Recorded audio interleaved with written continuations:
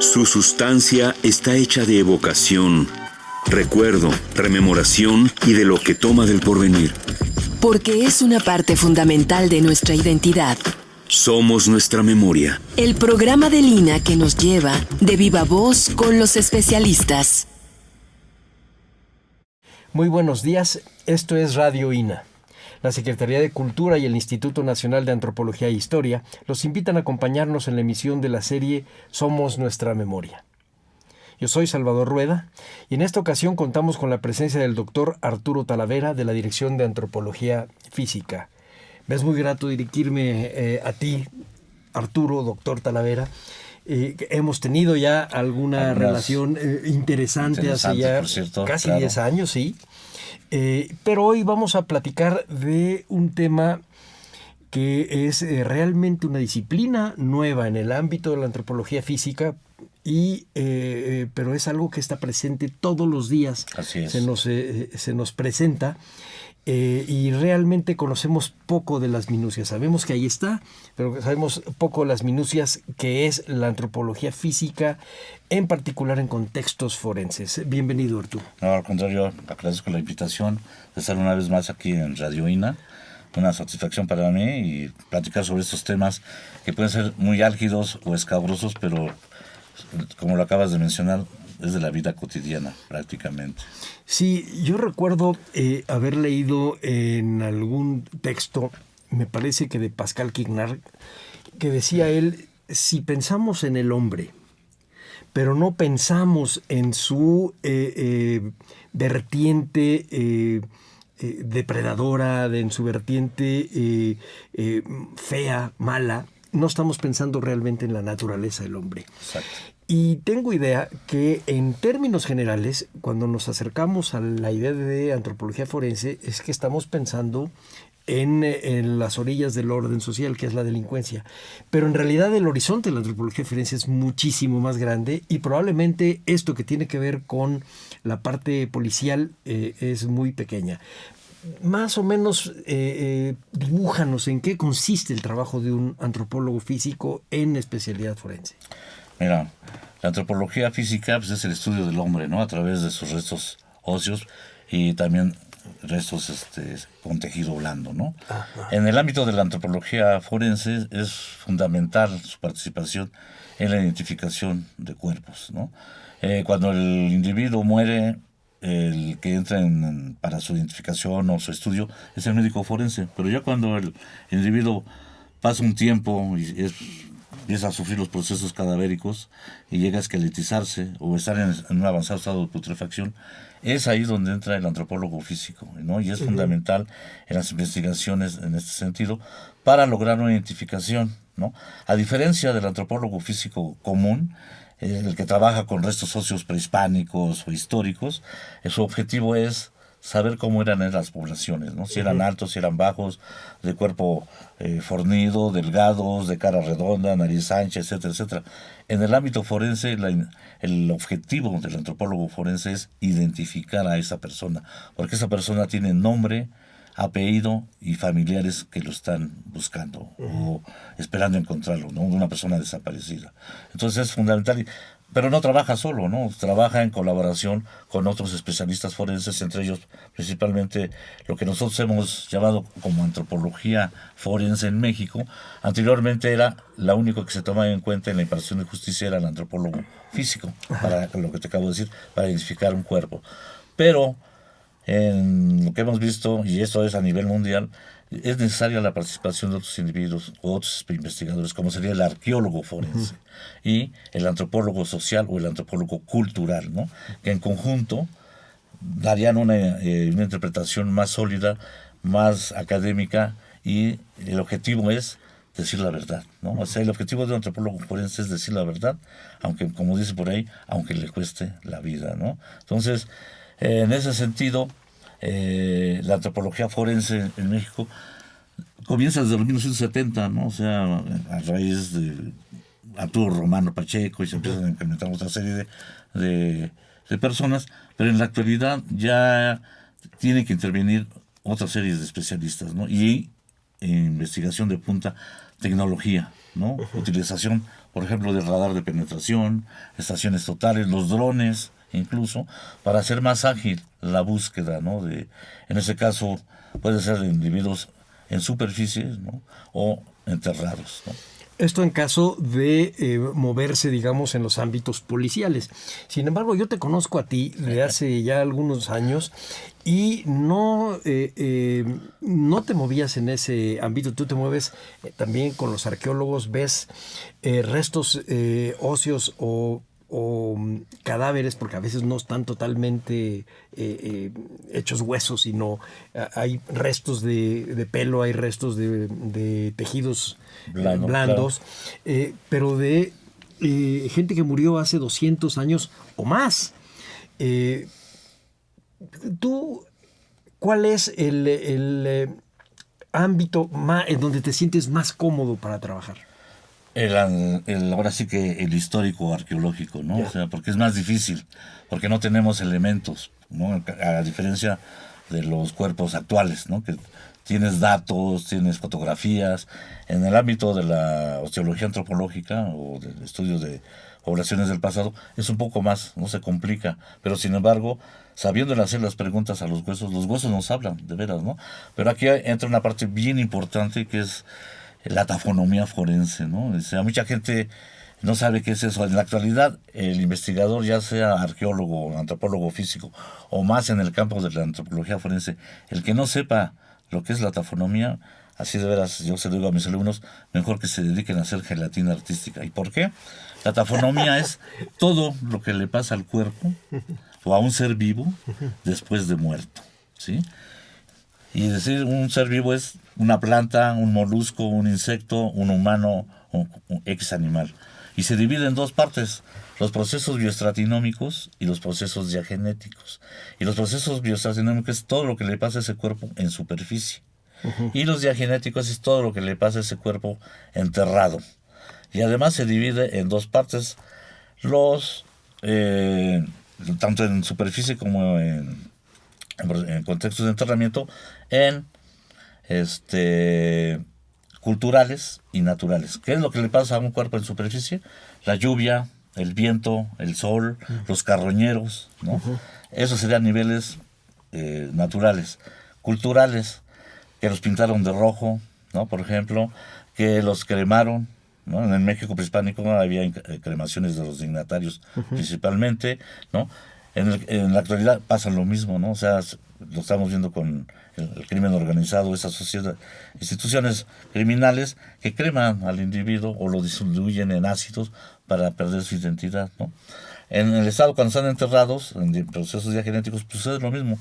Los carroñeros, ¿no? O sea, madrigueras de topos, ratas, etcétera, etcétera, te ocasionan daños. Las raíces, ¿cómo se llama? Igual, si están depositados en camas de conchas, piedras, algún que alteró su contexto original, eso también va a interferir en la conservación. Eso de la tafonomía va a dar el estado de conservación del esqueleto. Y eso es bien importante porque hay suelos o matrices de suelos que degradan al hueso, ¿no? Es decir, hay suelos pobres en minerales, por ejemplo. Hay una como especie de simbiosis entre el hueso y la matriz de suelo. Entonces, cuando los suelos son pobres en minerales, lo absorben del hueso, ¿sí? Y lo degradan, lo desmineralizan. Y al contrario, hay suelos ricos en minerales que el hueso los absorbe. Entonces, en el caso, eso lo comento por lo del ADN, ¿no? Todo el mundo piensa que con el ADN vamos a resolver muchas cosas. Y efectivamente sí, pero el ADN no es magia y es ciencia, y la ciencia tiene un límite, ¿no?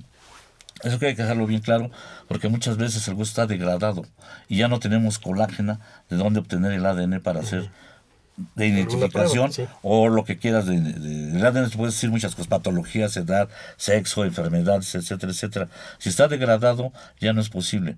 Ahora en la actualidad, lo que se ha visto, y eso lo tenemos de los paleoantropólogos, que una porción del esqueleto que todavía conserva hueso, o digo ADN, es el hueso petroso, ¿sí? Y ese hueso petroso está en el hueso temporal, ¿no? O sea, en la cabeza. En la cabeza, y está en la parte de los oídos.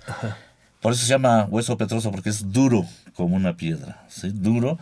Entonces ahí todavía puede ser que, a pesar de que pasen miles de años, o que los suelos lo hayan degradado, como está encapsulado hay una parte que se llama la cóclea, que es ahí donde se conserva todavía el ADN. Y es posible, a través de eso, poder obtener una identificación.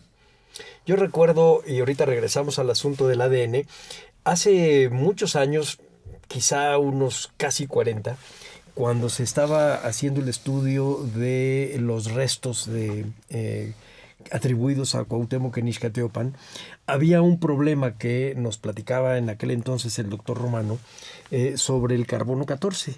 Y es que cuando es cuando es menor de 500 años, la posibilidad de duda y de acercarse a la realidad es mucho más amplia. Por ejemplo, si tiene 500 años sería más menos 50, lo cual es la vida de un individuo, entonces no nos sirve. Así es. ¿Todavía funciona el carbono 14 para hacer este tipo de trabajos? Claro, sí, todavía se utiliza, pero ahora en la actualidad lo que se utiliza para fechamientos es el colágeno residual para fechamiento.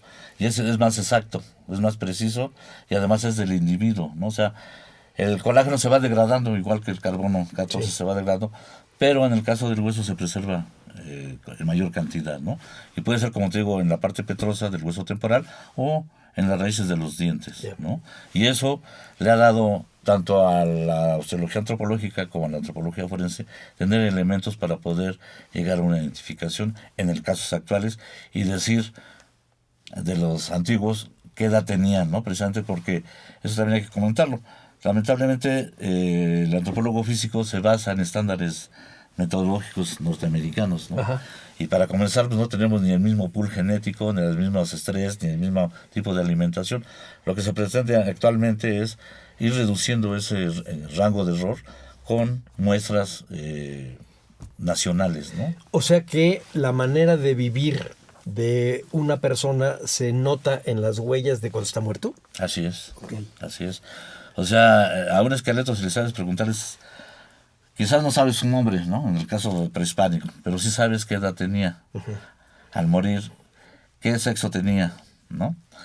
Qué enfermedades quedaron marcadas en sus huesos. O sea, no todas las enfermedades quedaron marcadas, pero podemos poder decir traumatismos, sarro, caries, abscesos, lo que se llama criba orbitaria o espongiperostosis, que está asociada con la anemia, ¿no? Entonces, a través podemos decir que este individuo estaba mal alimentado o no absorbía los minerales de manera adecuada.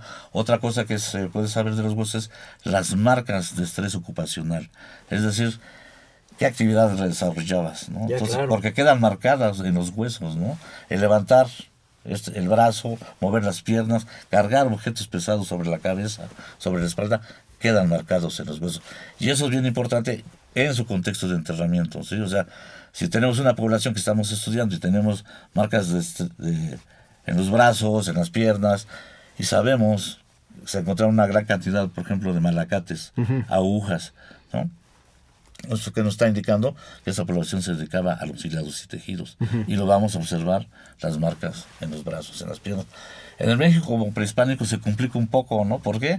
Porque hacían de todo, ¿no? Y principalmente las mujeres. Aparte de las actividades propias del hogar, pues también ayudaban en la cosecha, en la agricultura, en la fabricación de cerámica, ¿no? Pero aún así se pueden saber todo ese tipo de actividades que desarrollaron en el México prehispánico, ¿no? Y en el más moderno, yo me acuerdo hace años, cuando nos explicabas de los huesos de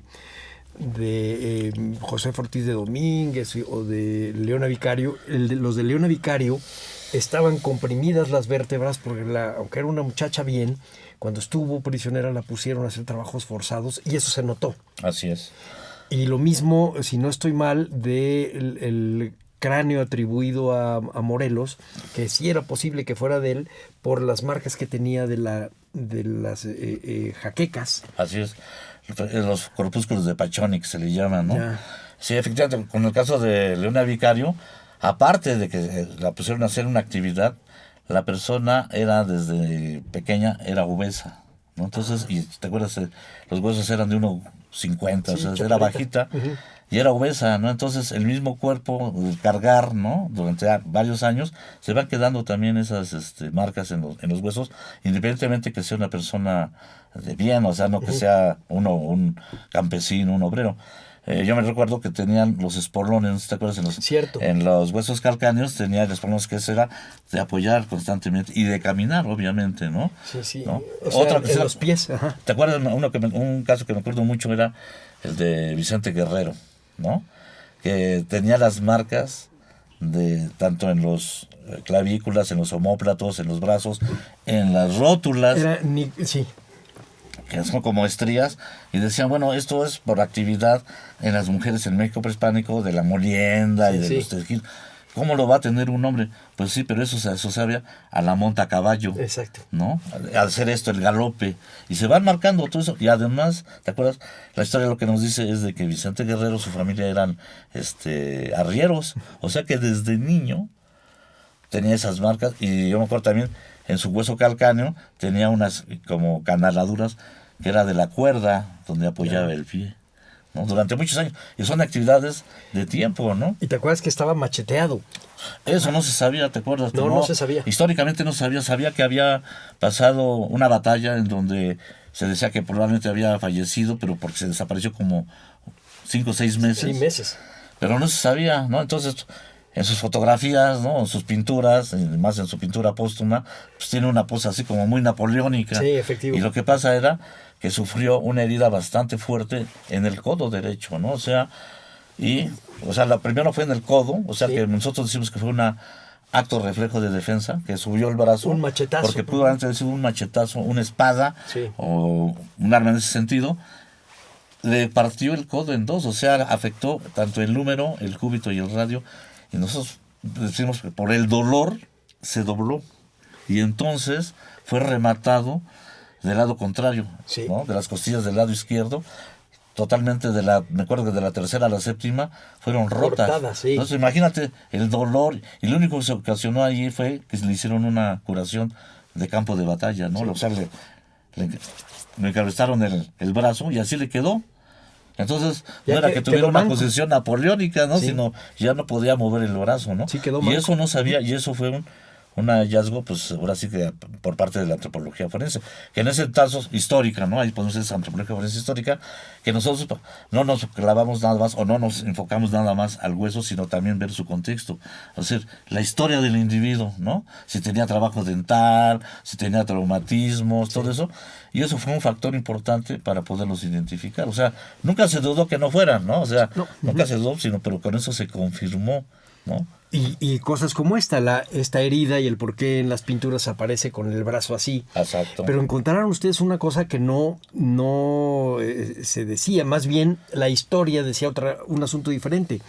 La historia decía que había sido fusilado y no tenía marcas de balas, sino que posiblemente fue más bien ahorcado, es decir, le agarraron a la mala. Exactamente. La historia nos dice que después de que lo capturan en Acapulco, lo llevan allá a Cuilapan de Guerrero, etcétera, lo fusilan. Sí. Sin embargo, el esqueleto se encuentra completo, le falta el húmero izquierdo nada más, que podemos decir que fue de la época como una reliquia, ¿no? Uh-huh. Pero tanto la columna vertebral que está completa, las costillas que están completas, los omóplatos, el esternón, no presenta impactos de bala. Entonces, ¿qué pasó entonces? ¿No? Que lo fusilaron. ¿Qué fue? No presenta el hueso yoides, porque eso sería un factor para poder decir que si fue ahorcado, ¿no? También pudo haber sido pudo haber sido envenenado. Ah, claro. ¿no? Si, digamos, lamentablemente no tenía el hueso yoides, que si lo hubiéramos encontrado, si fuera ahorcado, se hubiera roto, entonces sería un indicador de que efectivamente lo ahorcaron. Eso es lo que nos creó mucha duda, por eso mucha gente dice, no es, pero la tafonomía nos lo está diciendo. La historia nos lo dice, que cuando lo sacaron, lo lavaron y lo maquillaron, ¿no? O sea, lo pintaron de laca de donde era, claro. y el esqueleto estaba totalmente barnizado, ¿no? La cara, que era mestizo, ahí está, o sea, era negro, ¿no? O sea, también, ¿no? La forma de la cara. Ajá, la forma de la cara, la boca. Fueron muchos datos que nos aportaron, que era Vicente Guerrero. El tamaño, la edad. La edad, sí. la estatura, todo coincide y concordaba, menos que no presentaba impactos de bala, ¿no? Y eso es un dato pues bien importante, ¿no? O sea, a ver, díganme que no era Vicente Guerrero, ¿no? Sí, sí. Es lo que una vez en una plática, una conferencia, también con un historiador, me decía, entonces no es Guerrero.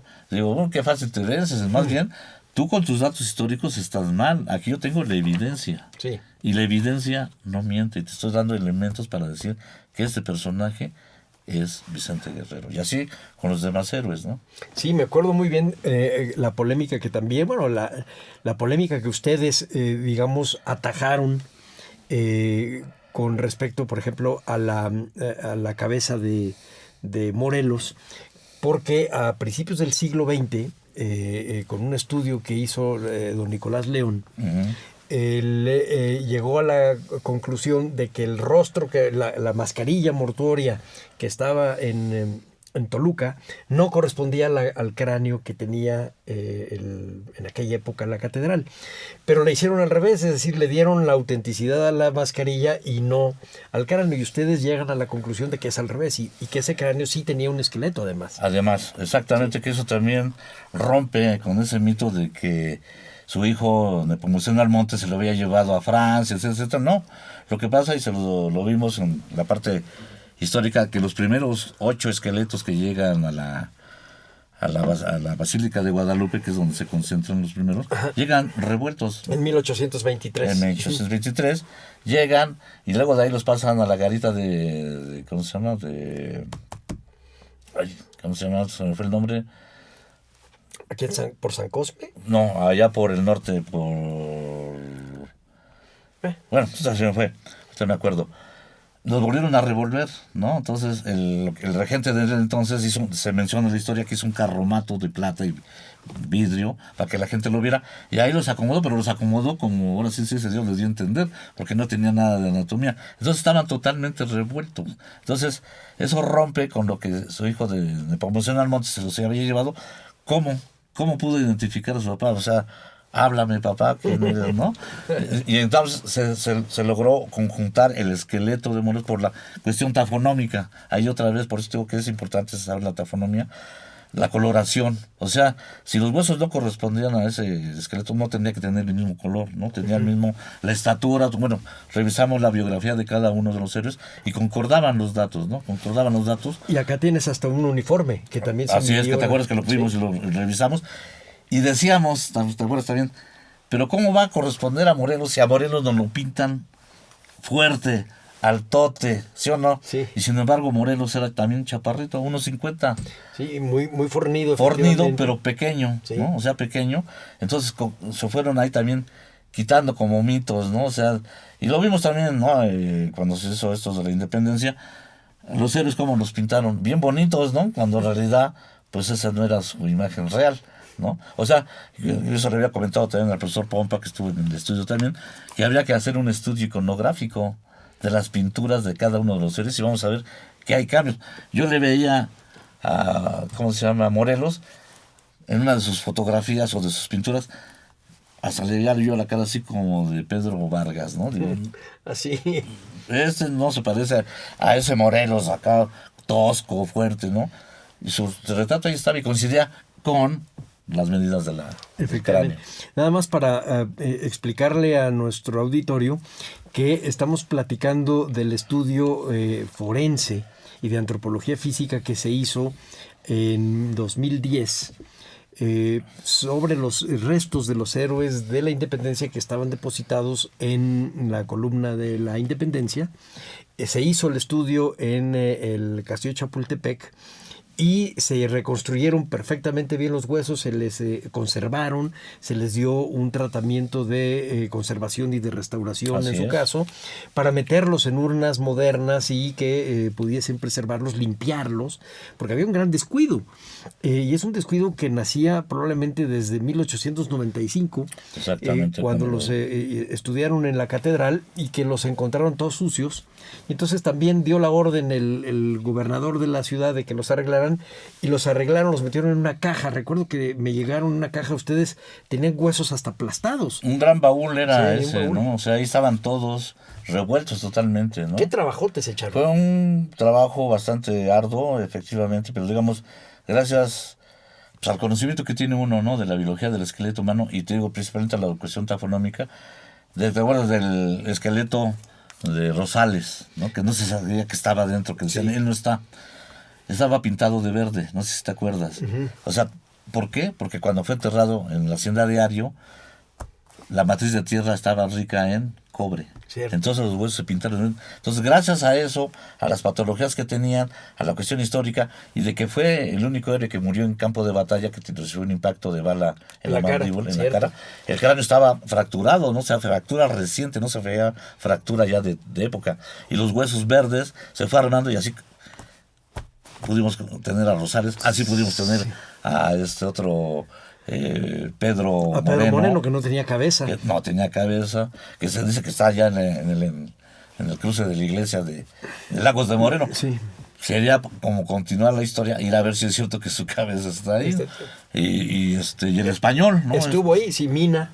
Mira que tampoco se sabía.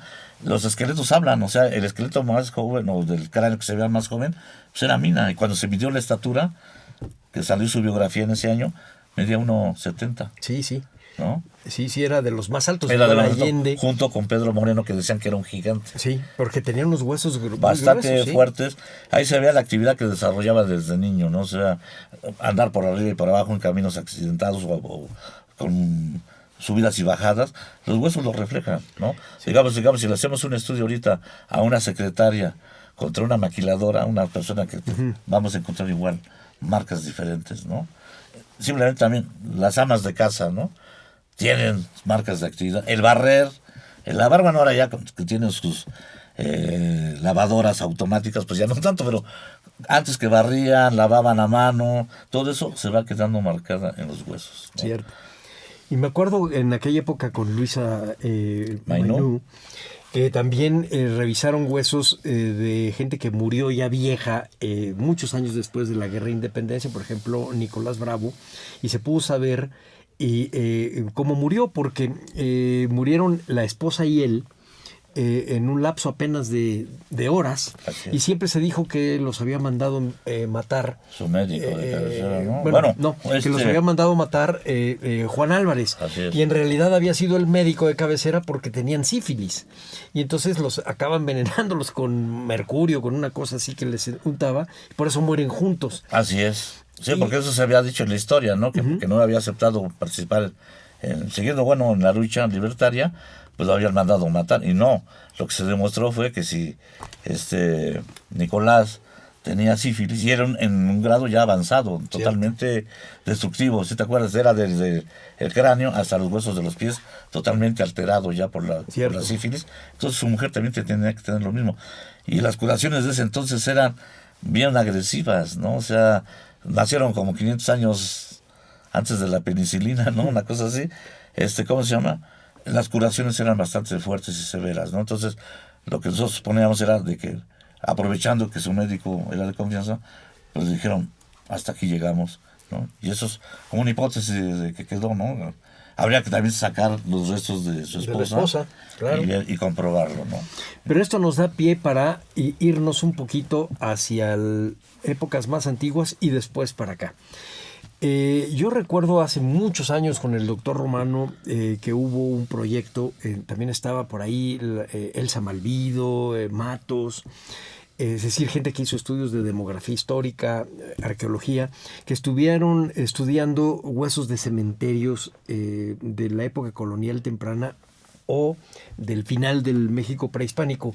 Y entre las cosas que buscaban en los huesos, Arturo, eran las marcas de sífilis y cierto tipo de sífilis, y las marcas posiblemente de peste.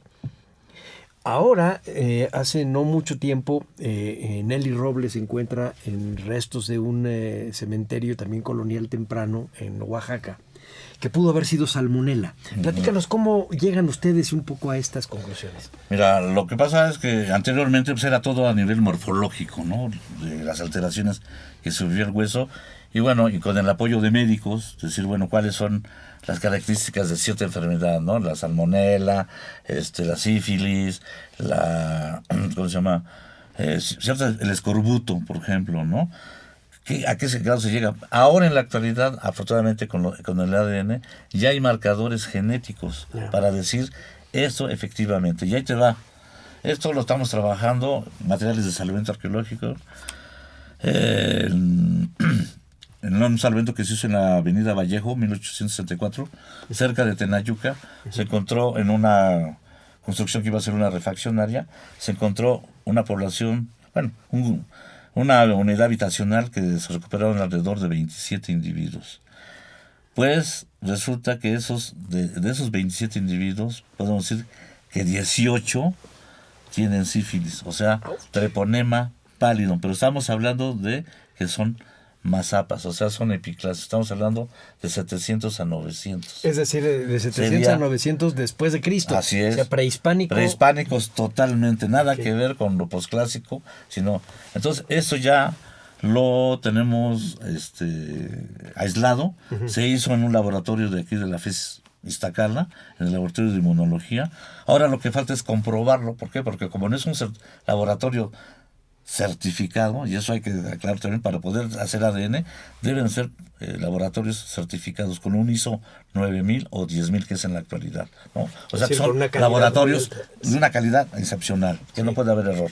Entonces, a finales de este mes viene un compañero que está trabajando, se llama Rodrigo Barquera, es biólogo farmacéutico químico, va a tomar muestras de esos materiales para ser procesados en Jena, Alemania, en el Instituto Max Planck de Alemania, ¿no? Para comprobar efectivamente. Esto va a ser un hitazo, ¿por qué? Porque se ha hablado efectivamente del momento del contacto. Esta sería sífilis americana, que dentro de las hipótesis hay gente que dice que hay sífilis americana, que hay sífilis europea, etcétera, etcétera, pero aquí se vería cuál sería la más agresiva, ¿no? Y los huesos presentan, haz de cuenta que son como garapiñados, ¿no? Así totalmente. Yo cuando los vi dije, esto es sífilis venerea, no es sífilis endémica, que le provoca otro tipo de parásitos, como es el Jaus y demás. Esto va a ser un hit, igual que otro caso, que también lo estamos trabajando, otro caso de salvamento, en la avenida Aquiles Cerdán, se sacó ahí aquí en la Ciudad de México, aquí en la Ciudad de México, en el barrio de San Simón Pochtlán. Afortunadamente ahí estuvimos en la excavación. Yo cuando estábamos excavando, la mayoría son 32 esqueletos, la mayoría son niños. Cuando estábamos excavando, yo vi raros los huesos, ¿no? Yo ya tengo 40 años de andar trabajando con los huesos, yo los vi raros desde campo, ¿no? O sea, el cráneo no tenía forma de cráneo, sino parecía como un globo, o sea, un globo, ¿no? Los huesos se veían largos, como muy delgados, haz de cuenta así como en la pluma, ¿no? Así muy delgados, eso me llamó mucho la atención. Yo cuando los levantamos, los dientes incisivos tenían así como apillonados, totalmente en esta forma, juntos, ¿no? Pero sobre el mismo diente, o sea, no juntos, ¿no? Entonces yo dije, esto es un síndrome, ¿no? Ya, claro. ¿Qué síndrome es? No sé, pero ya aquí como se trabaja, tiene que ser trabajo interdisciplinario. La parte arqueológica, los objetos que tenían eran flautas, niños de 6 años, el más grande sería más o menos entre 12 y 13 años, tenía una máscara como un búho de cerámica, un gran sahumador, estos sahumadores grandes, como que tienen su tubo, que terminan en un moño y una cabeza de serpiente, totalmente decorado, cajetes, flautas. Y dije, es demasiada ofrenda para un niño, ¿no? Entonces ya al revisar literatura dije, me atreví a decir en ese momento que probablemente sería el síndrome de Hutchinson-Gifford. ¿Cuál es el síndrome de Hutchinson-Gifford? El síndrome de la progenia, es decir, de envejecimiento prematuro, ¿no? O sea que un niño envejece 7 veces más rápido que un niño normal. Entonces coincide con la edad de esos individuos. Ahorita estamos haciendo el estudio de esos marcadores. Y lo que más nos ayudó fue que otro compañero de salvamento arqueológico, Luis Córdoba, hizo su tesis sobre los barrios de Azcapotzalco y menciona que el barrio de San Simón Pochtlán, que es un barrio de comerciantes, todavía hasta el siglo XVII era un barrio altamente o fuertemente endogámico. Y eso es lógico. Se casaban entre hermanos, parientes, para no perder la hegemonía, no perder el poder. Entonces, si no es El síndrome de Gifford, podemos decir que es un síndrome, otro síndrome. Y eso camina, si es el síndrome del envejecimiento de la progeria, imagínate cómo veía la sociedad a esos niños. Unos huehueteos, ¿no? Sí, claro, vivos. Unos huehueteos ahí vivos, Sí. ¿no? Entonces, andando, caminando. Hombres dioses. Eso es una cosa que lo vamos a poder lograr si es que sale con ADN. Que la otra es la forma de decir, algo tiene, no sabemos qué tienen, pero no es del común de la población, ¿no? Y así hay otros casos, no sé si hay un caso que me gusta mucho y está publicado ya, salió en la revista 52 de Arqueología, en la revista amarilla, en el año de 2017, reciente, un salvamento que se hizo en Nayarit, en el sitio que se llama Chacalilla, que está cerca de San Blas. Salieron 10, en una estructura piramidal, salieron 10 cráneos, ¿no? Puro cráneo, alineados, ¿no? Tuve la suerte de eso, lo excavó la Universidad de San Luis, Missouri, pero yo tuve la oportunidad de analizarlos. Son 10 masculinos y 10 femeninos. Cuando se hizo la microexcavación, todavía tenían las primeras vértebras cervicales, es decir que fueron degollados, no podemos ser decapitados porque en el México prehispánico no había nada que pudiera cortar de tajo para hacer decapitación, pero eran degollados. 5 hombres y 5 mujeres orientados este-oeste, es decir, el ciclo solar. Uh-huh. El ciclo solar también está asociado con el ciclo de la vegetación, ¿no? Y no nada más para las cosechas. El sol y la vegetación, ¿qué ocasionan? La fotosíntesis, sí. Uh-huh. ¿no? Y si no hay fotosíntesis, no hay oxígeno y entonces no hay vida. Pero eso no fue lo importante.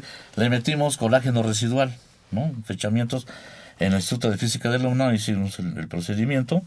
Resultó que son 4 momentos de depositación funeraria. O sea que no fueron colocados al mismo tiempo, sino que fueron posteriores, años así diferentes. Pero de los 10 cráneos, 9 están alineados y 1 está como 4 metros separado de ellos. Cuando se hizo esa excavación de ese, es el más profundo, resultó ser femenino, y abajo del cráneo, cuando se levantó, tenía un cuarzo trabajado, de ese tamaño, más o menos unos 5 centímetros de largo, que nosotros decimos, eso se nos hace muy extraño. Aquí entró la etnología, viendo los huicholes.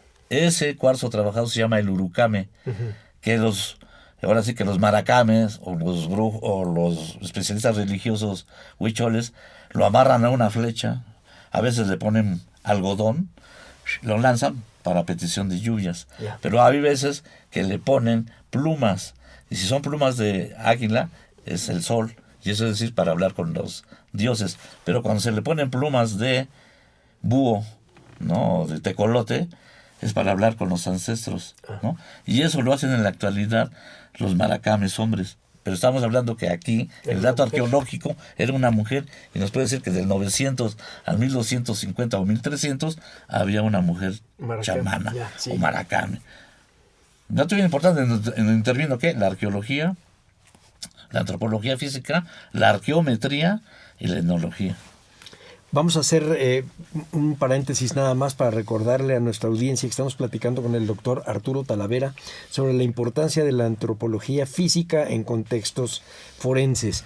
Me parece muy interesante los 3 ejemplos que has dado. El primero me gusta más, el de Terayuca, porque da la posibilidad de dar nos ofrece la posibilidad de dar una interpretación distinta al final del clásico. Claro. Que no necesariamente pudo haber sido ni migraciones, etcétera. A lo mejor hay una epidemia o varias epidemias y encuentras, pues no son pocos los restos que encontraron por ahí con esta sífilis venérea. Entonces sí, tremendo.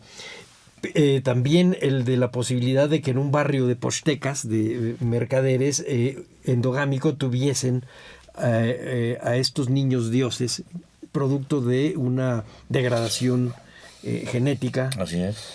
Y finalmente esto, la de una chamana en la zona de los huicholes, eso me parece además fantástico. Y todo eso se va encontrando con el estudio de los huesos asociados además a objetos, es decir, efectivamente... A su contexto de enterramiento. Sí. Pero también nos estás dando otro ejemplo. Cuando entraste a esto, nos decías, bueno, si ustedes tienen enfrente los restos de una secretaria y los restos de una maquiladora, encontramos que las marcas, la tafonomía, nos va a indicar cosas distintas, y puede ser que empecemos a acercarnos a cuál es la de la secretaría y cuál es la de la... Y esto me parece interesante porque nos acerca a algo que tiene que ver con nuestro presente, que es de a lo que me refería yo al principio del programa, que es cómo identificar restos y la manera como mueren en contextos de delincuencia actualmente. Mira, esa es una cuestión bastante difícil. Las respuestas son muy limitadas. ¿Por qué? Porque cuando el resto óseo no está alterado, podemos decir que la identificación puede resultar positiva, ¿no? Pero digamos, el crimen organizado ha llegado ya a instancias de desaparecer la identidad de esa persona, ¿no? Su objetivo es desaparecer la identidad. Entonces ha recurrido, ¿qué? A las cremaciones. Sí. O sea, a la alteración térmica directa, que es cremarlos, o disgregarlos en ácidos o sustancias químicas, ¿no? Entonces, para mí, yo le digo a los alumnos, es un gran reto para el antropólogo físico forense o que se dedica a la identificación. Porque ya lo comentamos anteriormente, en el caso de sociedades pasadas era saber cómo eran, ¿no? O sea, cómo era esa persona, cómo era esa sociedad, qué patologías tenía, o qué marcas de actividad, o qué actividades desarrollaba. Pero en el caso de los forenses, su obligación es identificar esa persona. Individuos, claro. Individuo, uno por uno. Porque ya también te lo mencionaba, ese individuo tiene nombre y apellido, y tiene familia que lo está esperando o que lo está buscando.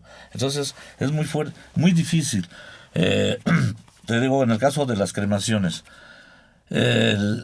cuando eso ya se sabe, ahora sí que el dato duro ya certificado científicamente, cuando el hueso alcanza una temperatura mayor de 300 grados, que es una coloración negra, el hueso pierde colágeno. Entonces el ADN ya está degradado, totalmente degradado. Al menos con las, ahora sí que con los equipos que se tienen, ¿no? Y por eso, tomando por ejemplo el caso de los 43, ¿no? O de los que están haciendo ahorita el equipo argentino en Chihuahua, identificando cuerpos que los 43 de Ayotzinapa, y de los de Chihuahua, estos de los que están en fosas comunes. Fosas comunes que también están cremados o están desgregados en ácido. Los mandan a Innsbruck, en Austria, que es uno de los laboratorios más certificados en este tipo de análisis de los huesos. Entonces, si un hueso, eso se sabe por colorimetría, las temperaturas que alcanza un hueso. Cuando un hueso alcanza, es un color, el hueso es como los que vemos en las carnicerías, ¿no? Es blanco, ¿no? Es blanco, sí. Si agarra una textura es por las matrices del suelo. Si es rojo es porque hay cinabrio. Si se pone verde, pues porque hay cobre. Si se pone negro, pues manganeso. Entonces eso también hay que saberlo estudiar, ¿no? Y ahí eso es también tafonomía.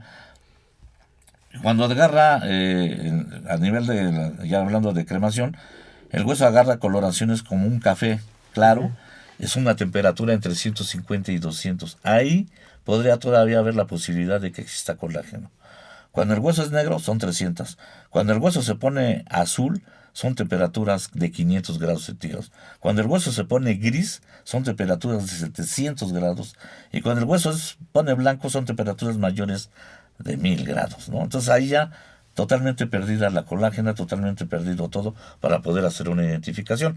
Ahora, lo que podríamos hacer, y eso platicando con una de mis alumnas, Lourdes Cobo, que acaba de ganar su plaza en el INA, es ver cuando te creman las raíces, ¿no? Porque están dentro todavía del alvéolo. Si la temperatura no es fuerte y la raíz no alcanzó a cremarse o alcanzar una temperatura de 300 grados, todavía puede que allí haya colágeno. O lo que decíamos anteriormente, el hueso petroso. Como está sellado eso, y si la radiación o la cremación no alcanzó a alterarlo o que haya alcanzado una temperatura mayor de 300, todavía hay posibilidades de, de identificación. Eso yo se los comenté porque sí a mí me mandaron como una consulta para los de las cremaciones de Hidalgo. Profesor, pero ¿cómo le hacemos? Si está para totalmente... Hablas de los de Hidalgo, de que ahorita, murieron del Huachicol. Del Huachicol, exactamente. Pero ¿cómo le hacemos? Está totalmente incinerado. Dije, la única solución es los dientes, ver si las raíces no alcanzaron temperaturas, lo que te acabo de decir, mayores de 300, puede que haya, con eso se puede identificar, o romper el hueso, si es que no está roto, El petroso. el hueso petroso, sería la única solución. Y de ahí hacer ya ligas con ADN de las familiares, familias, etcétera. exactamente. Mira, acaba de salir y no lo digo yo para que es muy difícil, pero sí se han hecho logros, sí se han hecho identificaciones. Pero salió un artículo en el proceso que se llama El Laboratorio contra el Olvido, ¿no? Y ahí está, la que está declarando es esta Mercedes Durán, bueno, del equipo argentino de antropología forense.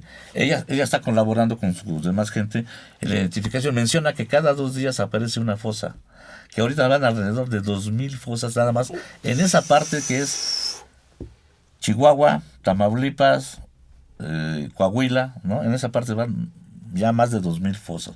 En esas fosas puede haber de 1 hasta 20, 30, y puede ser que sean esqueletos todavía más o menos completos o disgregados. Un ejemplo que ponen: se acercaron 140 familias, ¿no?, que donaron el ADN para hacer confronta. Son tambos o cajas llenas de huesos. Se seleccionaron huesos que probablemente no alcanzaban la temperatura de 300 grados, ¿no? Se seleccionaron 300 muestras que fueron a Innsbruck, y ahí en Innsbruck se hizo el análisis, y de esas 300, 160 dieron positivo para poder ser trabajadas. De esas 160, 29 dieron positivo, o sea, 29 individuos. De esos 29 individuos, cuando se hizo la confronta con las 140 familias que dieron su ADN, solamente 15 fueron positivos. O sea, los demás los dejas como desconocidos, lo cual nos habla de un problema. Un problemonón, ¿no? O sea, de una cantidad de muertos que además ni siquiera sabemos de dónde son. Pueden ser incluso no mexicanos. Migrantes, sí. Claro. Entonces, por ejemplo, de esos 29, 15 sí eran de mexicanos, y los otros a lo mejor eran migrantes de otro lado, o gente que no dio su ADN claro, ¿no? Pero ve el problema, o sea, sí se están dando resultados, pero esos resultados son mínimos al monstruo, al problema que tenemos.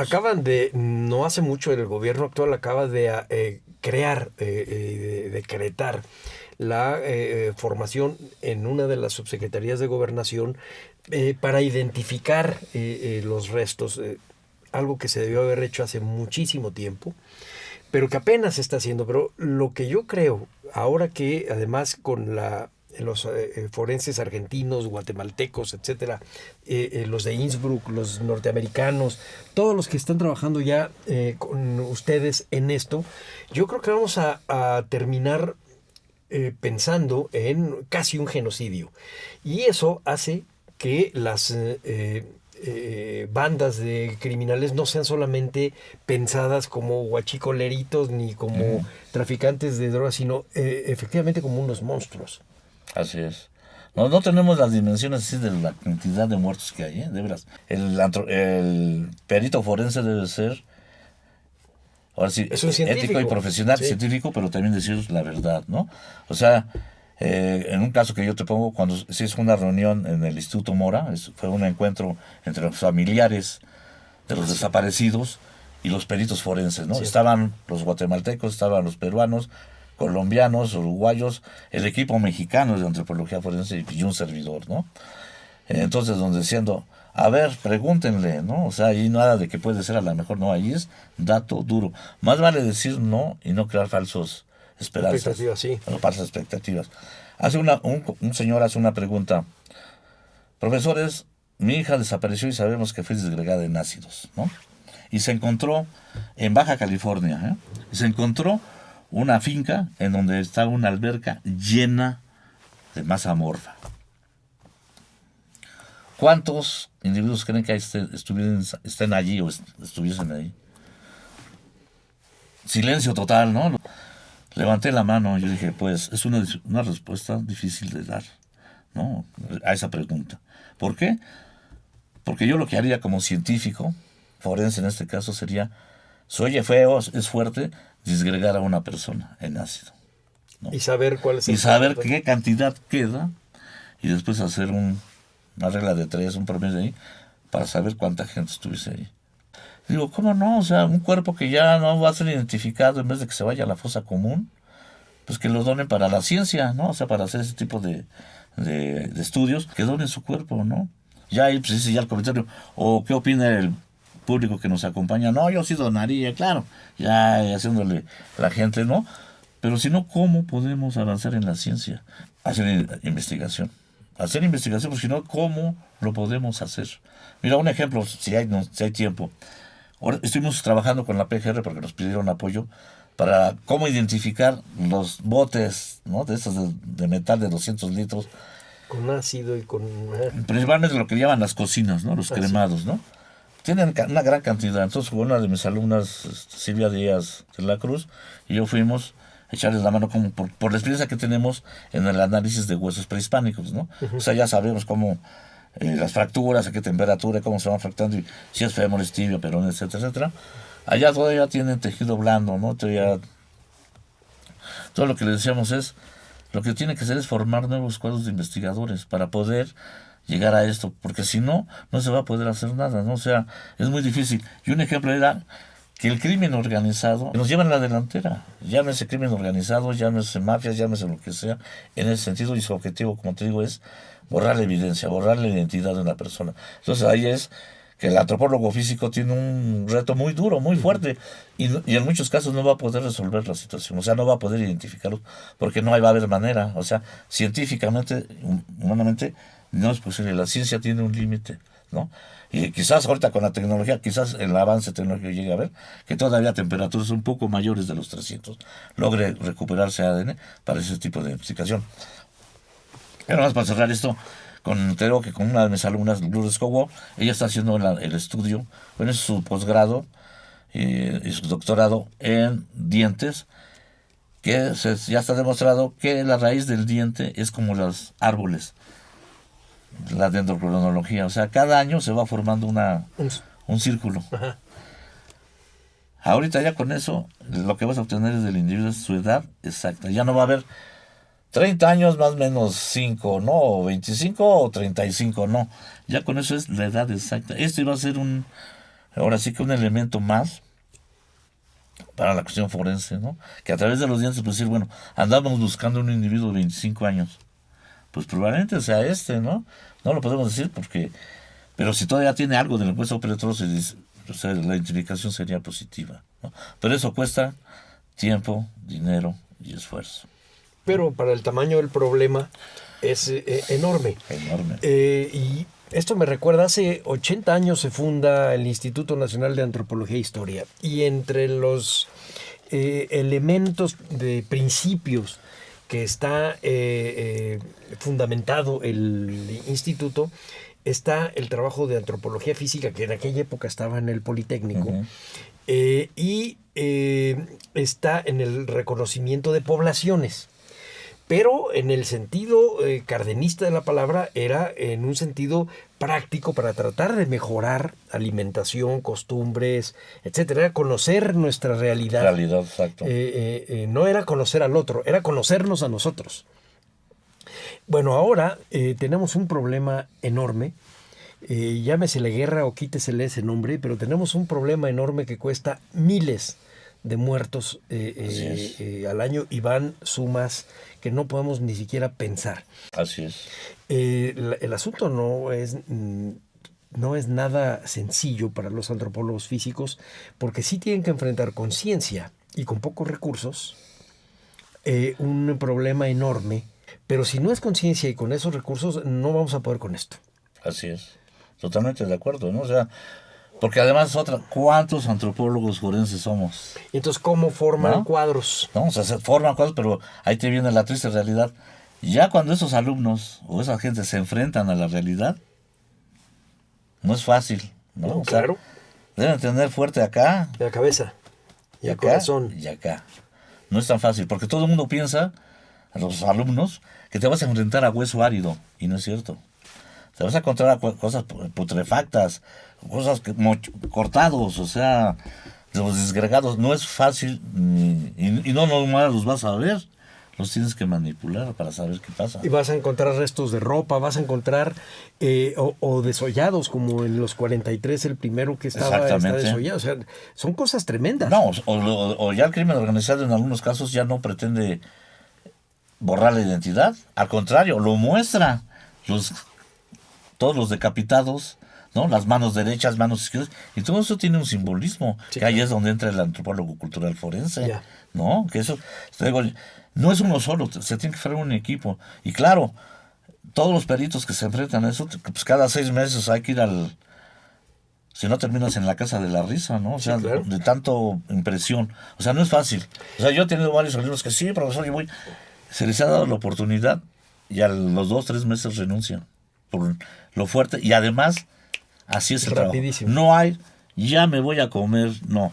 Son 24 horas. 24 horas y te mandan llamar a las 5 de la mañana, a las 3 de la mañana. Vamos, esté lloviéndose, vámonos. Y no sabes a dónde vas siquiera, a lo que te vas a enfrentar.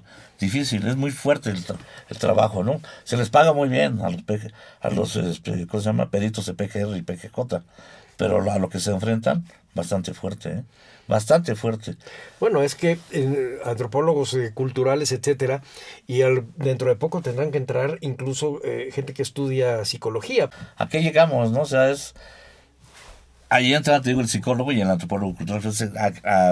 ¿A qué grados llega la gente, no? A mí me ha tocado verlos, ¿no? Entonces, yo también por eso me he retirado un poco de eso, porque sí, en la noche no puedes dormir, ¿eh? Sueñas y te levantas y gritas y ¿qué te pasa, no? Y la familia, y oye, ¿qué? No, pues, tampoco puedes inmiscuirlos en esas cosas, ¿no? O sea, es difícil. Por eso digo que mucha gente piensa, ¿por qué? Por los programas CSI y Bones, ¿no? Todo bien bonito acá. Sí, pero acá la realidad es otra. Es tremenda y te enfrentas a situaciones o a lugares de alto riesgo, ¿no? Que sí, ahí están las cosas acá, pero no puedes entrar porque te andan Pueden estar venadeando. sí, claro, te Te andan pueden estar venadeando, apuntando. ¿no? Entonces, imagínate cómo estás viviendo. O como les decía yo a los alumnos, imagínense, ustedes van a un caso, son llamados, y resulta que el que está allí es un familiar. Un familiar, cercano, lejano, el novio, la novia, el hijo, la hija. Imagínate el impacto, ¿no? Es muy fuerte. Pero, y si me dejas ponerme un poquito frío, te diría que es la oportunidad que sí. está tomando el Instituto Nacional de Antropología e Historia para modernizar la profesionalización. Hace 80 años estábamos pensando básicamente en poblaciones vivas indias para saber patologías, etcétera, y estábamos pensando en arqueología. Ahora estás pensando en cómo reconstruir tejido social para el caso de antropólogos sociales, cómo reconstruir delincuencia para el caso de los peritos, cómo hacer una línea transicional para el caso de los historiadores. Es decir, finalmente la utilidad del Instituto Nacional de Antropología e Historia va más allá de un prurito educacional y de solamente patrimonio. Sigue siendo algo que está pegado a nuestra vida diaria. Así es, así es. Mira, y en el mejor caso de nosotros fue la colaboración que tuvimos en el caso de Rosendo Radilla Pacheco, ¿no? Con la PGR. O sea, ahí la PGR buscó gente, ¿no? Porque así estaba culminado. ¿Quién es Rosendo? Platícame Bueno, bien ya la historia. La gente que no sabe de Rosendo Radilla Pacheco fue un campesino de Herrerense que ahí fue desaparición forzada. El ejército ahora sí que lo desapareció.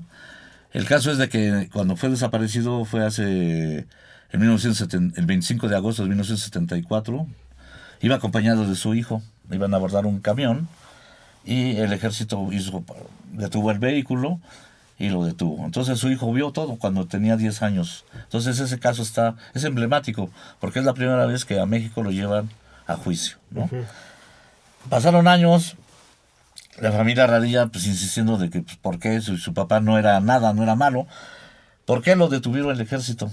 Porque componía corridos a favor de Lucio Cabañas y de Genaro Vázquez. Que eran guerrilleros. Que esos sí eran guerrilleros. Entonces ellos estaban a favor de esta situación de mejora de la población. Entonces Lucio Cabañas, Rosendo Radilla Pacheco, pues admiraba a estas personas. Les componía corridos, ¿no? Y por eso fue detenido en Atoyac de Álvarez, ¿no? Entonces, es hasta el año de 1999 que la Corte Interamericana de Derechos Humanos logra que se lleve a cabo este trabajo de búsqueda de Rosendo Radilla Pacheco. Obviamente pasaron varios años más porque si se acomodaban, el trámite burocrático. Se hace hasta 2009 la primera excavación en la búsqueda de Luciano Rodilla Pacheco por desaparición forzada en la localidad de Toyada Rabelex, donde estaba el cuartel del 27 Batallón de Infantería de ese entonces, y donde decía la gente que ahí estaban enterrados, que ahí los habían retenido, los habían torturado y los habían enterrado incluso ahí, ¿no?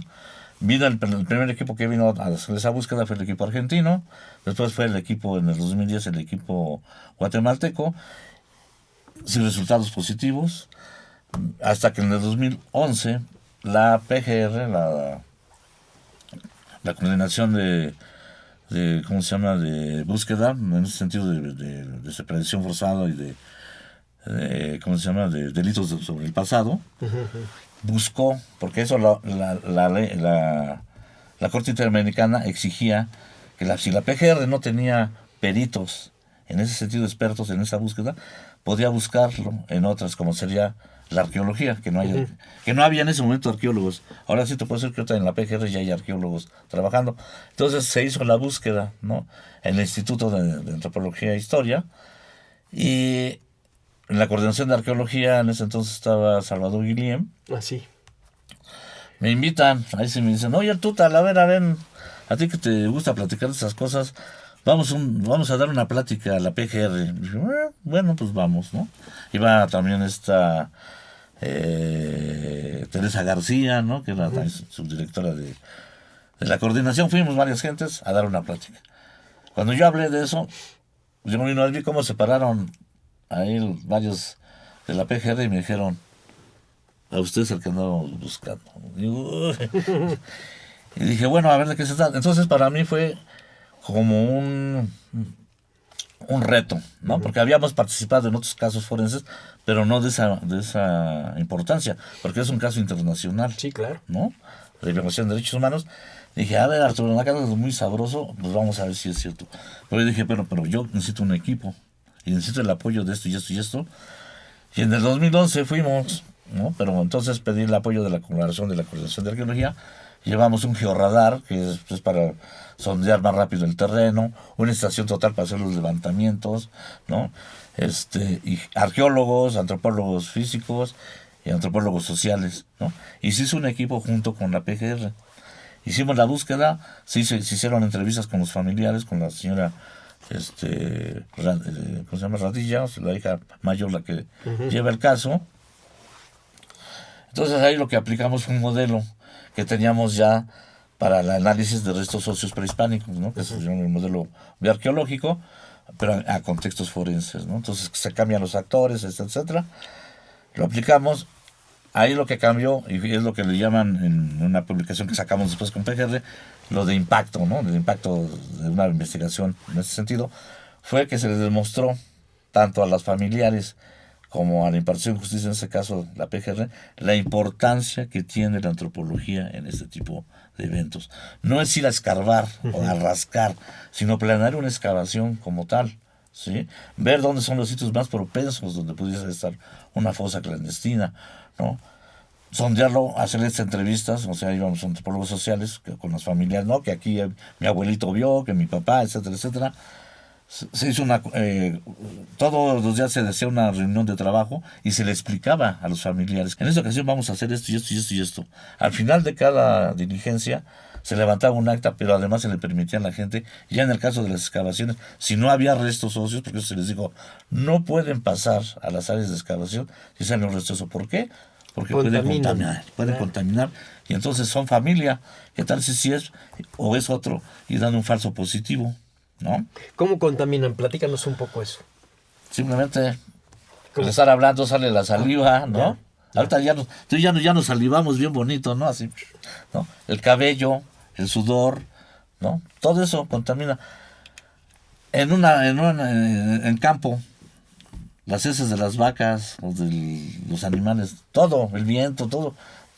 Entonces hay que ir preparado y hacer, no va uno así como cuando va una excavación arqueológica normal. Tienes que ir con tu traje de taibe, cubrebocas, guantes, para cubrirte el pelo. O sea, el ADN se contamina muy fácil, ¿no? Entonces todo eso se le explicaba a la gente para que no intervinieran. La señora Tita Radilla quedó con nosotros muy satisfecha, ¿no? Incluso yo le dije, en este caso, a la Ministerio Público que lleva el caso, la maestra Marta Valadez Sanabria, que hiciéramos un escrito que quedara como un manual de procedimientos, ¿no? Y fue lo que les pasé, ¿no? O sea, esto, que para mí fue una satisfacción lograr ese trabajo junto con PGR, que son las técnicas de prospección y excavación, una guía práctica, que no tanto es para los investigadores, sino esto más bien es para la gente común, que sepa cómo pedir, cómo llegar a pedirle, no exigirle, sino, bueno, también exigirle, cómo no, a la impartición de justicia que se hagan este tipo de diligencias. Aquí viene qué es la tafonomía, qué es el georradar, todo esto, y dije, hay que publicarlo, digo, porque ustedes están ganando y están dándoles ya credibilidad, pero nosotros como científicos necesitamos no las gracias nada más, sino que se haga una cuestión académica que sirva no nomás para este caso, sino sea aplicado a todos los casos, ¿no? O sea, y para mí eso fue una satisfacción bastante grata, porque se demostró que la antropología puede dar mucho. Lamentablemente, y eso lo dije, te digo que lo del Instituto Mora se lo dije directamente a la señora Tita Radilla, y espero estar equivocado, señora, pero ya se hizo la búsqueda con la tecnología, en los lugares que ustedes dijeron, en los lugares que se hizo la búsqueda en documentos, no nomás nos quedamos a lo que nos dicen, sino a la información de periódicos, de hemeroteca, como historiador, tú bien lo sabes, hay que documentarse para poder tener algo más, ¿no? Para mí, le dije, y espero equivocarme, su papá no está enterrado en Atoyac de Álvarez. ¿Por qué? Y es de lógica, y sencillamente, los terrenos donde estaba sentado el 27 Batallón de Infantería no eran terrenos militares, o no son terrenos militares. Y paradójicamente, el señor Radilla les dio cabida a que se asentaran ahí. Ahorita, en la actualidad, esas instalaciones que eran las militares son la unidad de servicios de Atoyac de Álvarez, ¿no? Entonces la señora Tita Radilla quería perforar todo. Digo, pues lo podemos hacer, pero es un cuento de nunca acabar, ¿no? Nunca acabar, porque como es un delito de lesa humanidad, no prescribe hasta que encuentres. En este caso al señor Rosendo Radilla Pacheco. Pero se tiene conocimiento que en ese entonces, en esa época, son 600 los desaparecidos. Entonces, si encuentras, que se llegase a encontrar a Radilla, los otros 600 también van a querer que se busque a sus seres queridos, con justa razón. O al contrario, encuentras un cuerpo y no es Radilla, ¿y pues quién es? La búsqueda sigue. Claro.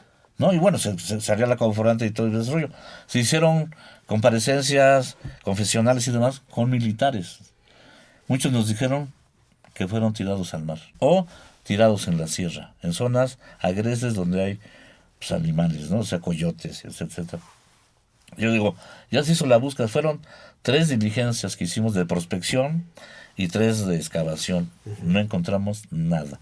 Lo que encontramos fueron basureros. Se demostró que la técnica del georradar no falla, es efectiva y rápida en la búsqueda. No encontramos nada. Lo que ellos quedaron, si no conformes, pues sí un poco contentos, fue que nosotros encontramos monedas de 1974, 1975 que están asociadas al momento que sucedió eso. Botones militares, las insignias del 27 y del 49 batallón. Con eso la gente estaba, si no contenta, al menos diciendo, las cosas se están haciendo como debe de ser. Sí. Pero como es un caso de nunca acabar, y lo que rompió esta búsqueda, si no ahí continuaríamos, fue el hecho de los 43 de Ayotzinapa, que creó una tensión en todo Guerrero. Íbamos a ir ese 2014, íbamos a hacer la última diligencia, ya no se hizo por la problemática, ¿no? Entonces PGR dijo, la seguridad es primero, hasta que se calme eso iremos después, pero ya el equipo se deshizo, ¿no? O sea, en esa ocasión fueron arqueólogos, fueron antropólogos físicos, fue un geofísico que le manejaba el georradar, y antropólogos físicos, que no hubo necesidad porque no encontramos ni un hueso humano, encontramos huesos de animal en basureros. Nosotros lo que hacemos es contextualizar y estudiar todo. Hay un basurero. ¿Qué obtienes de un basurero? Un montón de información. Digo, mira, las etiquetas de las bolsas de los galletas dulces tienen una fecha de caducidad o de fabricación. Las botellas, todo, ¿no? Las monedas. Eso nos está fechando ese basurero. Encontramos 2 basureros, uno del 1990, que se desechó porque ya eran 20 años después, ¿no? Y uno de 1980 que probablemente tuviera relación. Pero no encontramos nada, o sea, encontramos basura de los militares, eso sí, basura de los militares, pero no encontramos ningún resto. Se hizo la última diligencia en la que excavamos, se decía que en una barraca era el cuarto de tortura, y que atrás de la barraca había una zanja, y que en esa zanja cuando se les pasaba la mano, Ahí lo enterraban. ahí lo enterraban momentáneamente, porque después se los llevaban al mar, ¿no? Eso. O ahí los dejaban, decían otros. Efectivamente estaba en la barranca, se excavó la barranca y no encontramos nada. Ni un hueso, ¿no? Ni un hueso, basura sí, pero nada. Entonces se les demostró, ¿no? Conciencia, que ahí no iba a estar, ¿no? Yo le dije, bueno, espero equivocarme y ojalá así lo encuentren. Hasta que yo sepa ahorita, la búsqueda ya no ha continuado. Pero dices que se deshizo ese equipo. Así es. Y ahora que se acaba de rehacer la comisión, y hay una comisión de la verdad para el caso de Ayotzinapa, me imagino que tendrá nuevamente que ser llamado el INA. Probablemente. Mira, cuando sucedió lo de los 43, me mandaron llamar. Y dije, pues cuando gusten, ¿no? Cuando gusten yo ahí estoy, ¿no? Digo, porque además, a mí lo que me gusta es la ciencia, ¿no? La cuestión de la carbonización.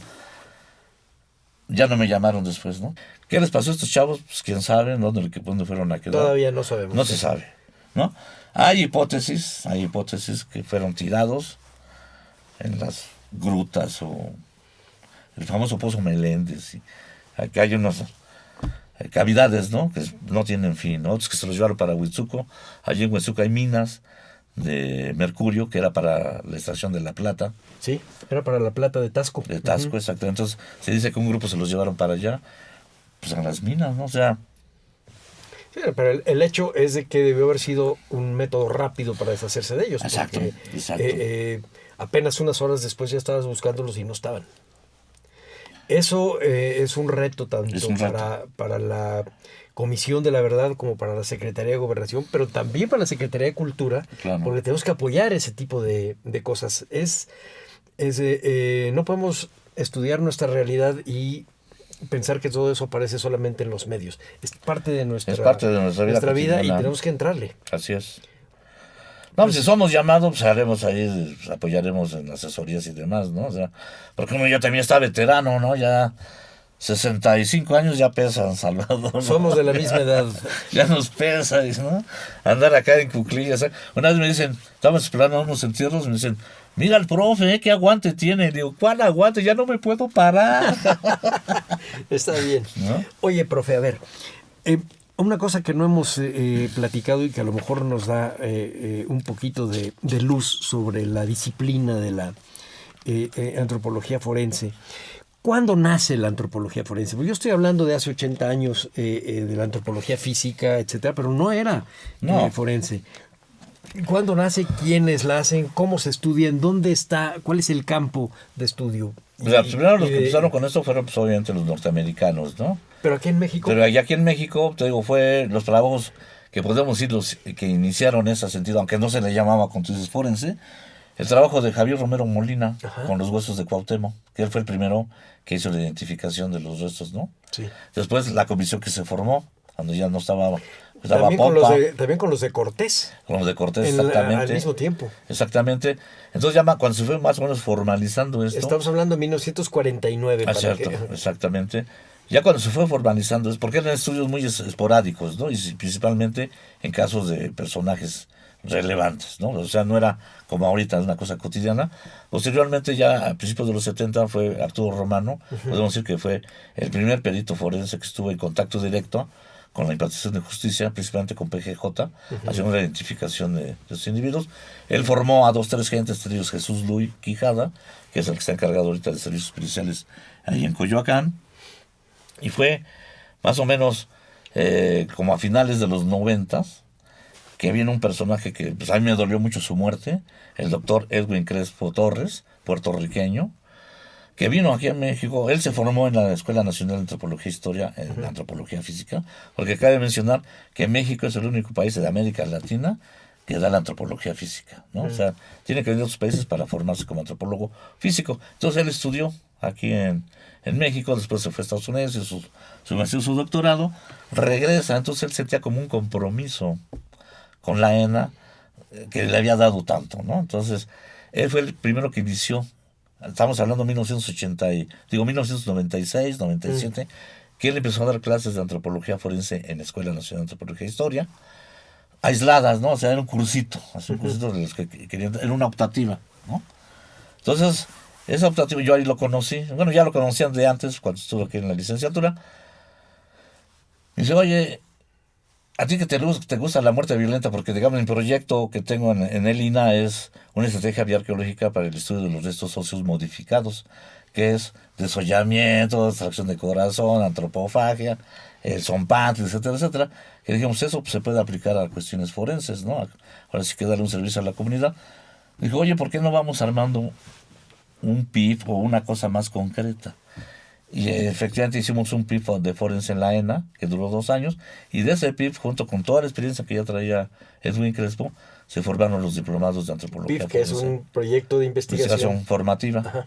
¿No? De esos eran 15 alumnos, que 2 de ellos, o 2 de ellas, Ruth Olvera y Susana García, digo Rodríguez García, tienen su plaza en PGJ, o sea, como peritos, ¿no? Entonces es una satisfacción que gente de ese PIB que salió sí consiguió dónde colocarse, ¿no?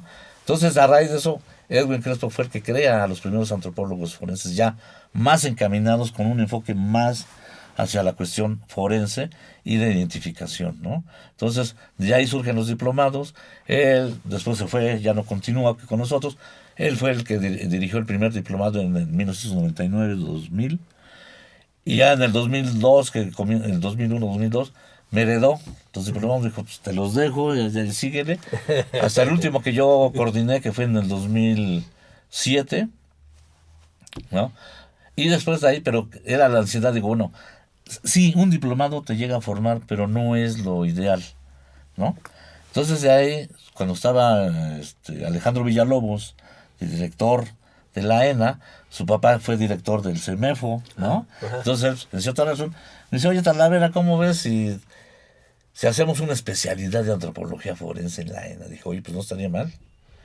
Y entonces empezamos a trabajar y se logró hacer la especialidad de antropología forense en la ENA.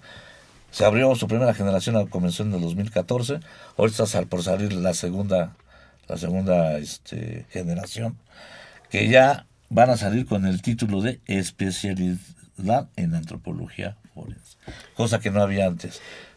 Pero ahora déjame preguntarte algo, Arturo. Es muy fácil pensar en la ENA y decir, bueno, es que mi hijo estudia arqueología y claro, sale a campo y va a alguna comunidad antigua y hace sus trabajos de campo y regresa.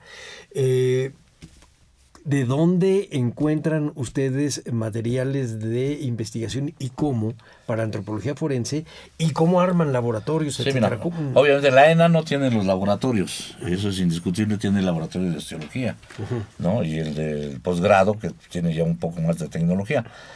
Convenio se hizo con el INCIFO, ¿no? Y con la PGR.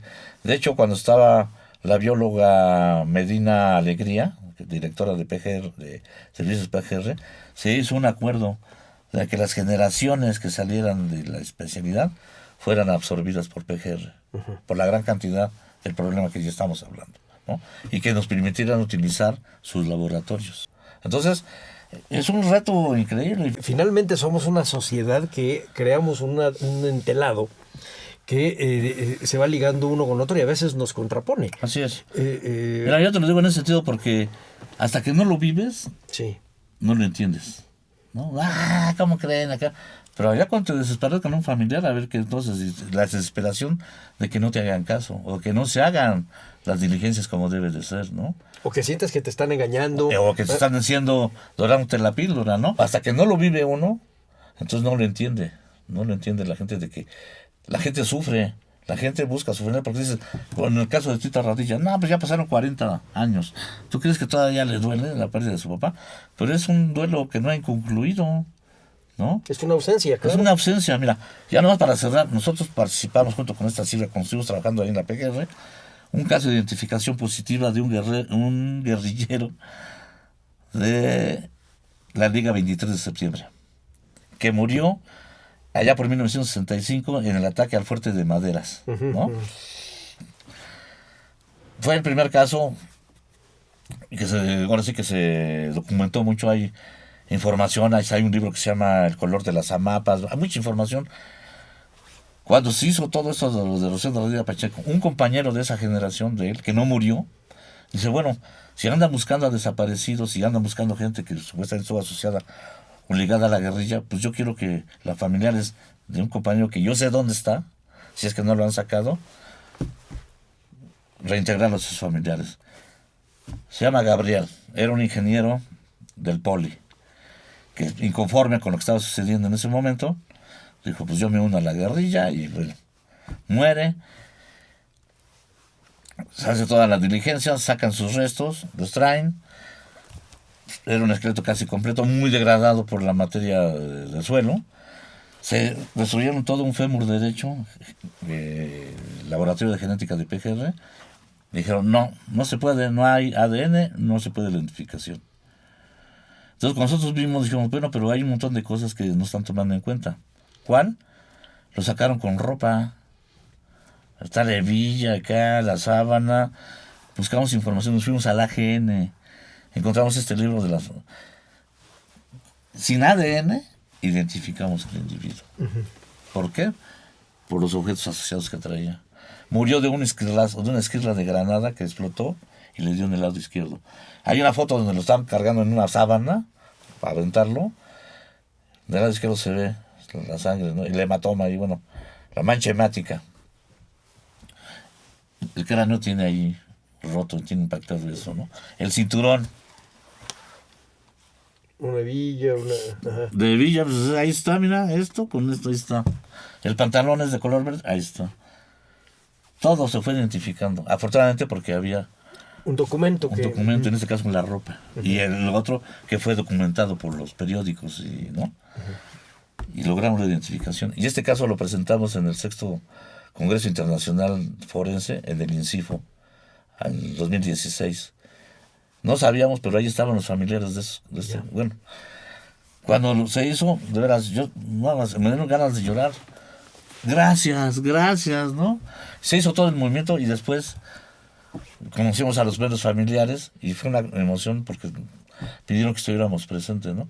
Y eso yo casi no lo cuento porque a mí no me gusta salir en la primera plana, ¿no? Yo soy de bajo perfil y ahí me gusta estar, ¿no? Pero es una satisfacción de la gente que diga, bueno, al menos ya sé que efectivamente este es mi hijo o mi familiar y le voy a saber dónde llevarle flores. Sí. ¿No? Eso lo queremos publicar, ¿no?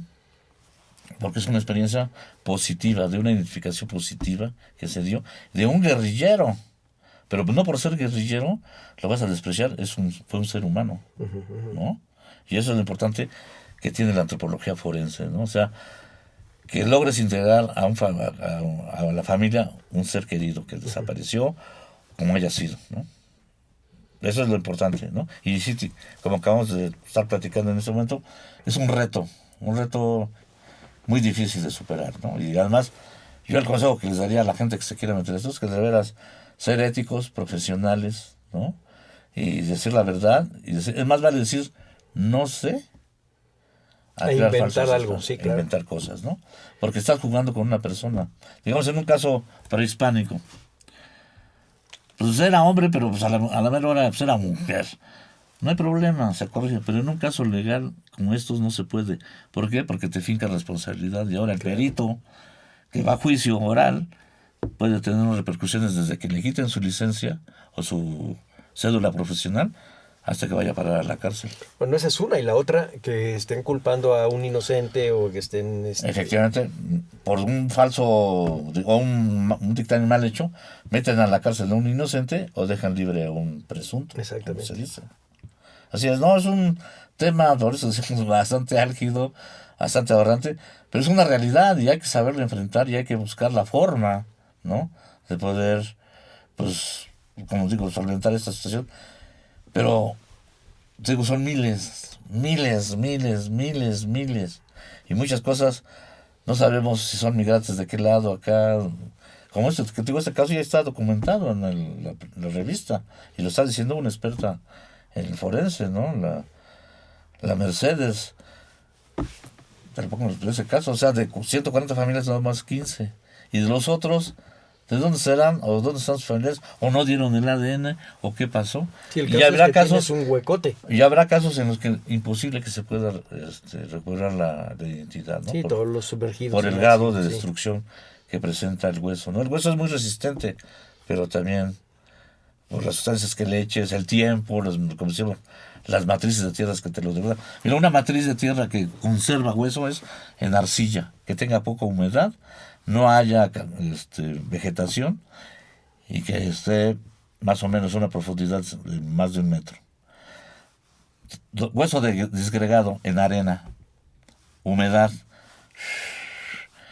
Que el hueso, de veras, cuando le estás echando agua, está en constante humedad, el hueso se hace como mazapán. Así está durísimo, pero se degrada y lo puedes agarrar y haz de cuenta un mazapán. Entonces ahí es cuando ya las matrices de tierra degradan al hueso. Entonces, eso hay que quede bien claro y la gente lo debe entender. El ADN sí no sirve para mucho, pero tiene sus limitantes, ¿no? Pues vamos a terminar el programa y te pediría que nos ofrecieras a la gente que te está escuchando qué cosas debemos leer para acercarnos a, tanto vocacionalmente como hasta para de derechos humanos, qué debemos leer para saber sobre antropología forense. ¿Qué nos recomendarías rápidamente? Pues así rápidamente, una tesis que yo dirigí allá por el 2003, se publicó en el INA en 2009, de Israel Lara Baraja, se llama Fundamentos de Antropología Forense, Prospección, Excavación y Análisis de Restos Óseos en Casos Forenses. Ese es como un manual de procedimientos, te lleva de la mano, y además fue aplicado en un caso real, en el estado de Morelos, ¿no? Ese es, yo lo recomendaría porque es como el primer manual que sale de mí. Han salido otros trabajos, ¿no? Entre ellos uno pues, que en esta guía que tenemos, y fue el primero que hicimos con Edwin Crespo, ¿no? Que fue el de Los peritajes de arqueología y antropología forense en México, un nuevo campo de trabajo en las ciencias sociales. Salió en el Diario de Campo. O sea, todas estas publicaciones, que son estas de 1999, nosotros quisimos que salieran publicadas en el Diario de Campo porque es gratis, o era gratis el Diario de Campo, sí, sigue siendo gratis, ¿no? Entonces, que no hubiera pretexto que la gente no lo tuviera, no lo leyera. Y uno que es nuestro, pues como nuestro, donde ponemos todo es actualidades de la arqueología y la antropología física forense, un acercamiento interdisciplinario en México por el combate contra el crimen, que está en Diario de Campo, número 83, de aquí de Lina. El otro, el que dije de Crespo, es el número 17. Y tenemos otro más, que es el radar de penetración, que está en el número 19. Todos en el Diario de Campo. Y bueno, y que sería técnicas de prospección y excavación para la búsqueda de restos humanos, guía práctica, está en línea, ¿no? En la PGR. Eso lo puede bajar ahí la gente. Y bueno, de forense hay un montón de publicaciones, ¿no? Hay unas son fantasiosas, otras son más reales, pero digamos en México serían, otro que sería un trabajo que acaba de salir también en Arqueología 52 del 2017, se llama La arqueología en contextos forenses, que lo escribimos un servidor junto con Silvia Díaz y la Ministerio Público Marta Valadez, ¿no? Que ellos ya también están viendo, ¿no? Por dónde. Y gracias a este trabajito de Rosendo Rodríguez Pacheco, se abrió la puerta de fuente de trabajo para arqueólogos, antropólogos físicos y antropólogos culturales en PGR. Pero es insuficiente, ¿no? O sea, no, ¿cuántos puede haber? ¿No? O sea, bien poquitos para el problema que se puede enfrentar. Pero yo como digo, muchos fueron mis alumnos, su obligación es replicar ese conocimiento y formar más gente, ¿no? Y tendremos que hacer algún momento pronto un programa especial de Erwin Crespo. Porque ahí está digamos, una de las semillas de este horizonte de estudio tan importante ahora para saber nuestra realidad. Así es. Mira, nada más para terminar. Edwin Crespo formó a los primeros antropólogos forenses aquí en México. La primera tesis de arqueología forense es de Carlos Jacome y la dirigió Edwin Crespo, en el 2000, está en la ENA, es una tesis de licenciatura en arqueología. Otro que formó fue Lorena Valencia, que ella trabaja allí en, ¿cómo se llama? En la UNAM, ahora la que se acaba de abrir la licenciatura en Ciencias Forenses, sí. Ahí ella trabaja. Ella trabajó con la cara del mexicano, es de cómo identificar a los restos, un tejido sin tejido. Lili Escorcia, que también trabaja en la UNAM, fueron sus primeros alumnos, ¿no? Por eso digo, él es el formador de esa generación. Y yo cuando supe que murió no lo podía creer, porque pues, casi somos de la misma edad. Bueno, me voy enterando que ya estaba muy enfermo desde el 2016. En el 2017 lo nombran comisionado de la negociación el negociado, así se llama en Puerto Rico, el negociado de antropología forense, cargo que ya no lo pudo ejercer de manera continua, y en agosto del año pasado renunció porque ya su enfermedad era muy extraña. No sé exactamente qué tenía, pero pues por el tiempo y eso, muy probablemente haya sido cáncer. Y me dolió de veras porque él fue mi maestro, yo lo admiro mucho. Yo le decía el Marielito de cariño, se enojaban, no, yo soy puertorriqueño, no, tú eres Marielito, ¿no? Y así se le quedó, nos llevábamos muy bien, y digo, ya para que me haya heredado los diplomados, pues es que tuvo confianza, ¿no?, en lo que estábamos haciendo, y para mí es una de las personas que yo no he oído, de veras, ahorita eso ya fue una semana que falleció, y no he oído algo a favor de Edwin Crespo en el ámbito forense, ¿no? Entonces sí sería bueno hablar y platicar sobre él, ¿no? ¿Cómo no? Invitar a algunos quizás de sus discípulos, de sus compañeros. Exactamente. Efectivamente. ¿No? Eso sería muy bueno, de veras. Pues yo te agradezco mucho, Arturo, que hayas estado aquí con nosotros. Vamos a despedir el programa. A nombre de Radio INA doy por terminada esta emisión que fue posible por la generosa participación del doctor Arturo Talavera. Gracias a nuestros escuchas por su atención. Les sugerimos consultar más de nuestra producción a través de www.radio.ina.gov.mx. En la realización, la Dirección de Medios de Comunicación a través de la Subdirección de Radio INA con Gabriela Marentes al frente. En la producción, Evanibaldo Morales. En los controles técnicos y edición, Rubén Martínez. En el apoyo, Marta Hernández, Paula Bedoy y Jerónimo Cuevas. Yo soy Salvador Rueda. Hasta la próxima. Las opiniones y comentarios aquí expresados son de entera responsabilidad de quienes proporcionan la información y no representan necesariamente las opiniones de Radio INA ni comprometen el pensamiento editorial del Instituto Nacional de Antropología e Historia.